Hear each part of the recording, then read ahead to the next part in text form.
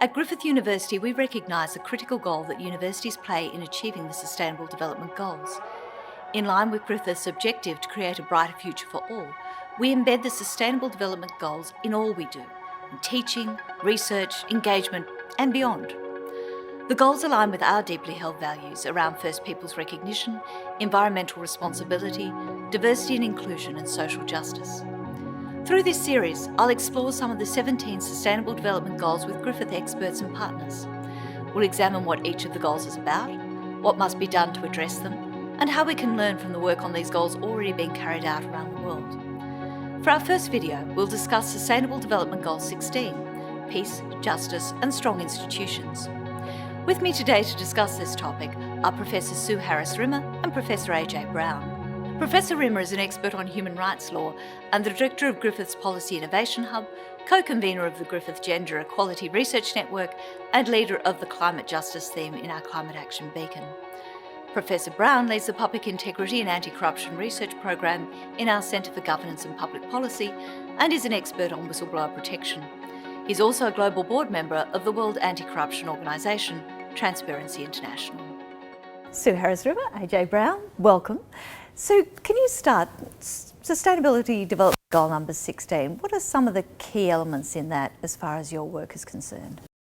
I mean, all of the Sustainable Development Goals are very interlinked, but I feel like this one is the underpinning goal for them all because the ability to sustain human thriving is very much dependent on a state of peace, and we have found that out through the pandemic too, that you need this underlying stability in which to thrive. So the goal 16, the first target is to prevent violent deaths through conflict. So this is what you might say is the heart of the United Nations, is to prevent war and to stop armed conflict and to stop those armed conflicts that breach the humanitarian laws, I suppose. So that's the first goal. It's very important to my work on international humanitarian law, the laws of armed conflict and transitional justice, to stop cycles of violence that lead to violent deaths, particularly of civilians. And then the second goal, which is also very important to me, which is about ending the abuse and trafficking of children across borders, which is also a theme in the Security Council. And then the third one, which is very important to us all, of course, is about responsive and inclusive decision making. And we've seen how that's panned out in the pandemic, that you need institutions that have, I guess, enough of care of the body politic, that they represent those people so that they can make good decisions on their behalf. And where you don't get that kind of inclusive representative governance, you get policies that don't value citizenship. So they're the three elements of this goal that I'm most interested in, but I do see it as underpinning human thriving generally. Yeah. Indeed. And AJ, you particularly work on strong institutions. So what does this goal have to say in terms of your work? Well, I mean, as Sue said, it is an underpinning goal because it's the second last goal out of all of the global sustainable development goals. The last one is partnerships, the collaboration between sectors and institutions and countries and regions. But all of the goals and the partnerships all rely on peace, security, stability and strong institutions. So it's about sustainability in terms of safety and security at an individual level within communities, in terms of crime and protecting human rights and safety of women, children, any vulnerable community. But all of that hinges upon having good governance systems.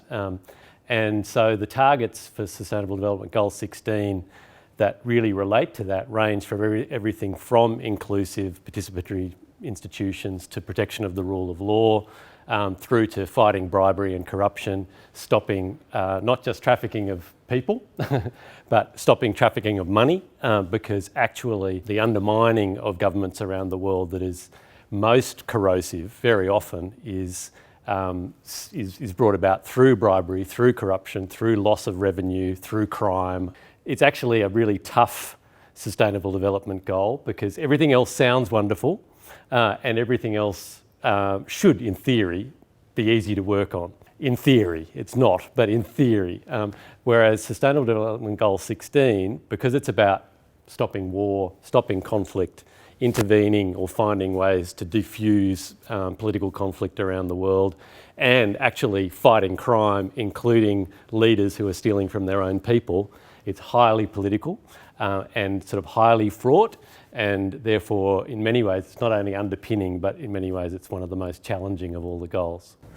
And AJ, when you think about the point in time we're at now and look around the world, what are some of the big issues that where Sustainable Development Goal number 16 might make a difference or might be relevant? Well, I think 20 or 30 years ago we were hoping for a world in which peace and justice would just prevail. You know, there was sort of a magnificent consensus around liberal democracies triumphing and war going away. And of course, not everybody believed that, and we see a world that's very fragmented, very fractious, very conflict-ridden. So there's enormous reasons why worrying about peace and security around the world is a really big issue. And we live at it in a time when multilateralism generally has been weakening. So the ability of the UN and the ability of people to collaborate to address some of those big peace and security issues is really by no means guaranteed. It hangs in the balance.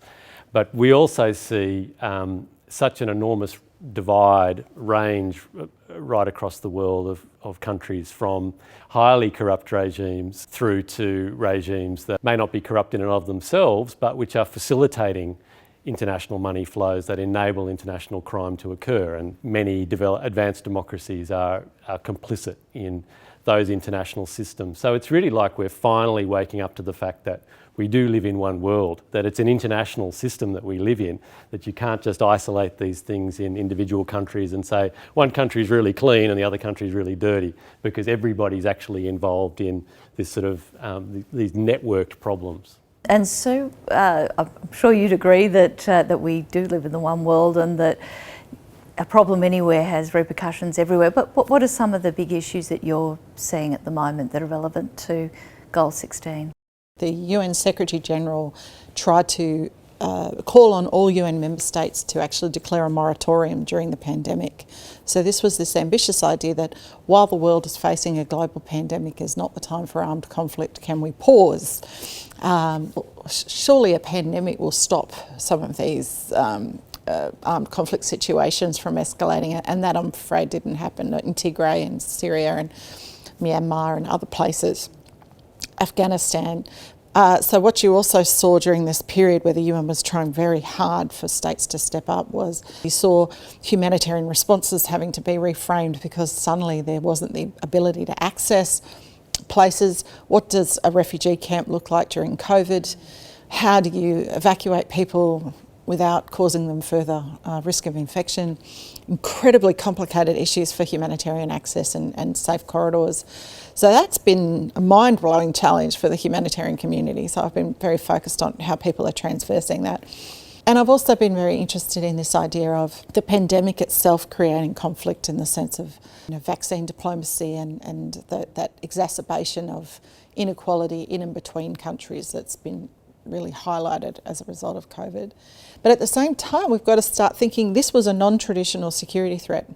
So we're thinking about the ability of our security organisations around the world, including the Security Council at the UN, to really deal with non-traditional security threats. So they've been so focused on terrorism, but actually it was a pandemic that's caused the most damage to most countries.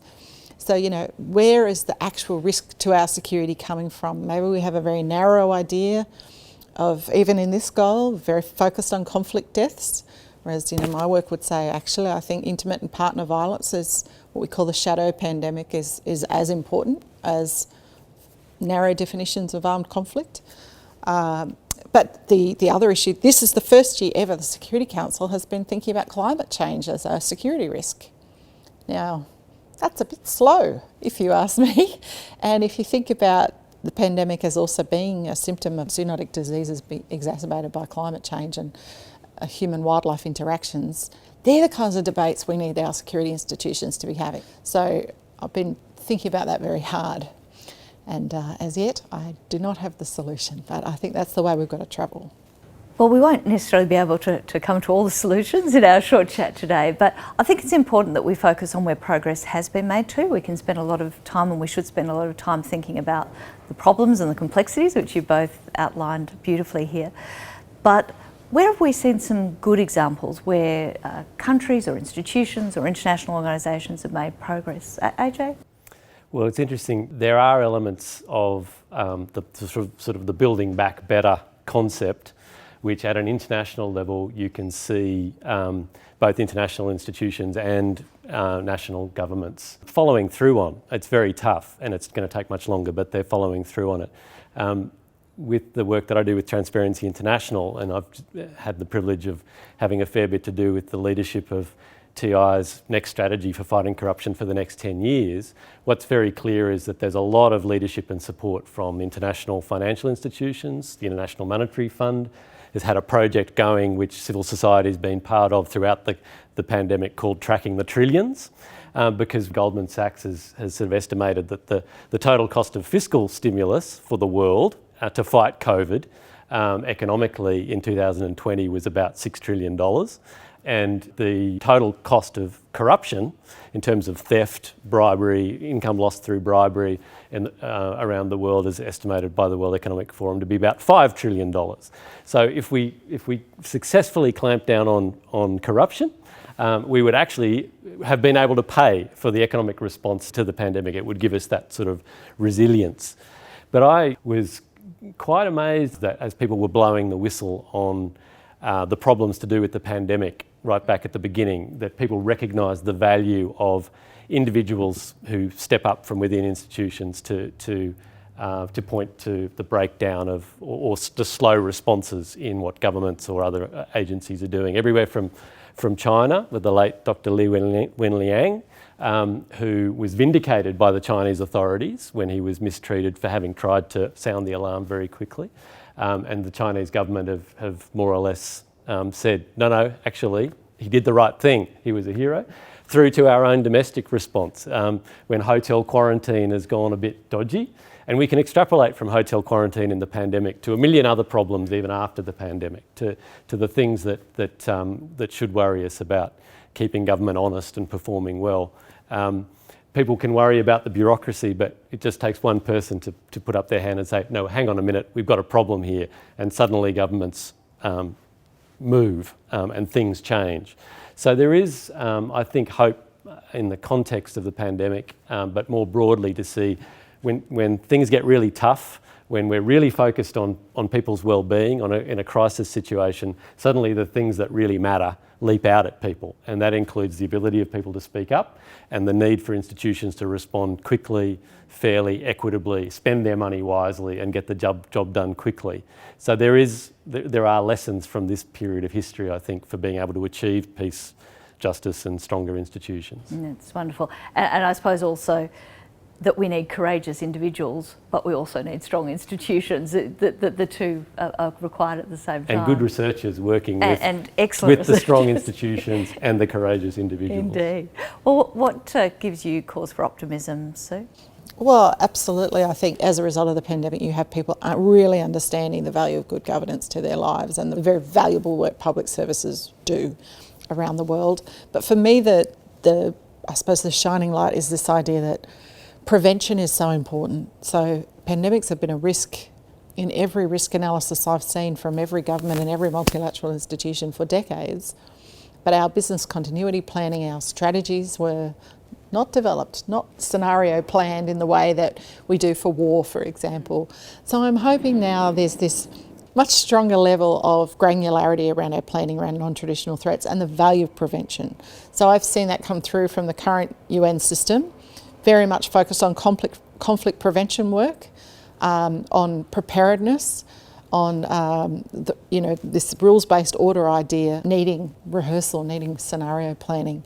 We saw the US come out with a really major conflict prevention strategy for the first time. So these for me are elements of hope that we will shift our international system from being reactive to being preventative into seeing human security as the goal rather than much more limited traditional national security. So lots of causes for optimism, lots of individuals and institutions that have made a good contribution, but also a very long way to go before the aspirations of Sustainable Development Goal number 16 are met. Sue Harris-Rimmer, AJ Brown, thank you very much. Thanks, Carolyn.